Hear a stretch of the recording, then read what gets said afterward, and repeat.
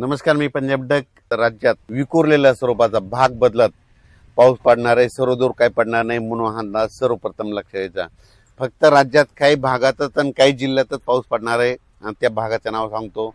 राज्यामध्ये फक्त ह्या 17 ऑगस्ट पर्यंत नागपूर, भंडारा, गोंदिया, चंद्रपूर, यवतमाळ, अमरावती, अकोला, बुलढाणा, त्याच्यानंतर जळगाव, धुळे, नंदुरबार आणि मालेगाव ह्या पट्ट्यामध्ये काय होणार आहे, 2 कमी दाबाचे पट्टे आहेत. आता एक चाललाय आणि परत त्याच्या पाठीमागे आणखीन एक कमी दाबाचा पट्टा आहे. ते मध्य प्रदेशकडे जात असल्यामुळं त्याच्यामुळे ते सीमालगत त्या जे जिल्हे आहेत त्याच्यामुळे त्या भागामध्ये जे महाराष्ट्राचे सीमालगतचे जिल्हे आहेत मग त्या जिल्ह्यामध्ये काय होणार आहे, 17-18 ऑगस्ट पर्यंत तिकडल्या पट्ट्यामध्ये मात्र ते पाऊस जोराचा पडणार आहे, शेतात पाणी साचणारा पडणार आहे म्हणून हा अंदाज लक्षात यायचा.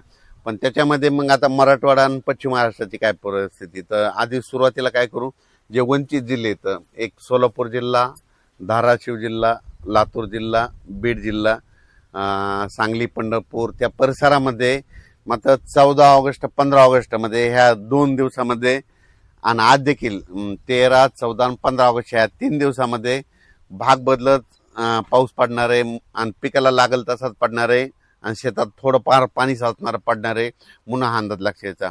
मुसळधार काही पाऊस पडणार नाही म्हणून हा त्यांनी अंदाज देखील लक्षात यायचा. पण त्यांच्याकडे म्हणजे पिकाला जीवदान ठरणारा पाऊस असा लातूर, बीड, धाराशिव, सोलापूर, पंढरपूर, अकोला, आपलं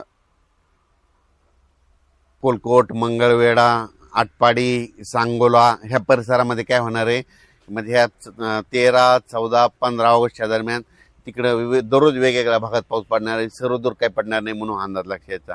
त्याच्यानंतर हा पाऊस काही काही ठिकाणी 1 तासाचा, कुठं अर्ध्या तासाचा, 22 मिनिटाचा, 10 मिनिटाचा, 5 मिनिटाचा असाच असणार आहे म्हणून हा अंदाज लक्षात यायचा.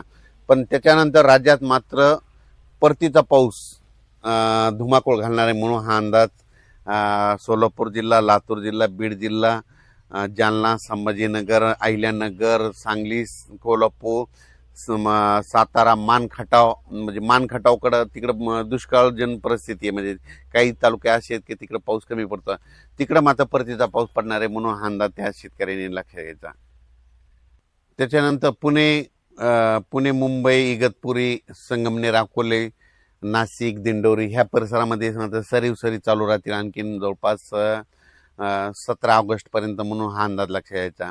आणि त्याच्यानंतर मुंबईला देखील सरी येत राहतील म्हणून मुंबईकरांनी देखील अंदाज लक्षात यायचा. पण जास्त पाऊस सगळ्यात जास्त भंडारा, गोंदिया, चंद्रपूर, यवतमाळ, अमरावती, मोर्शी त्या परिसरामध्ये, अचलपूर, दर्यापूर, त्याच्यानंतर परतवाडा, अकोला, त्याच्यानंतर इकडं शेगाव, खामगाव, त्याच्यानंतर जळगाव, जामोद घाटाच्या खाली नांदुरा, मलकापूर, त्याच्यानंतर जळगाव, रावेर, त्याच्यानंतर इकडं धुळे, नंदुरबार ह्या पट्ट्यामध्येच काय होणार, मोठा पाऊस पडणार आहे, शेतात पाणी साचणार पडणार आहे म्हणून हा अंदाज लक्षात यायचा. काही ठिकाणी वड्याला पाणी देखील येणार आहे म्हणून हा अंदाज देखील त्यांनी लक्षात यायचा. आणि मराठवाड्यात मध्ये परभणी जिल्हा, बीड जिल्हा, लातूर जिल्हा, धाराशिव जिल्हा, नांदेड, हिंगोली, वाशिम ह्या परिसरामध्ये आज देखील 13 ऑगस्टला दुपारनंतर विखुरलेल्या स्वरूपाचा संध्याकाळी पाऊस पडणार आहे म्हणून हा अंदाज लक्षात यायचा.